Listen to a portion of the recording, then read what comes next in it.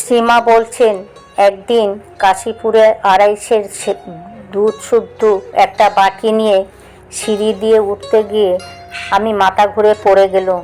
দুধ তো গেলই, আমার পায়ের গোড়ালির হাড় সরে গেল। নরেন বাবুরাম এসে ধরলে, পরে পা ফুলে উঠল। ঠাকুর তাই শুনে বাবুরামকে বলছেন, তাই তো বাবুরাম, এখন কি হবে? খাবার উপায়, কে আমায় খাওয়াবে? তখন ঠাকুর মণ্ড খেতেন। হ্যাঁ, আমি মণ্ড তৈরি করে গিয়ে ঠাকুরকে খাইয়ে আসতুম।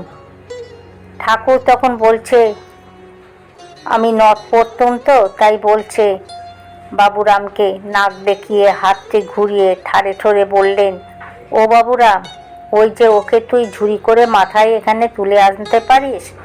ঠাকুরের কথা শুনে নরেন বাবুরাম তো খুব হাসে।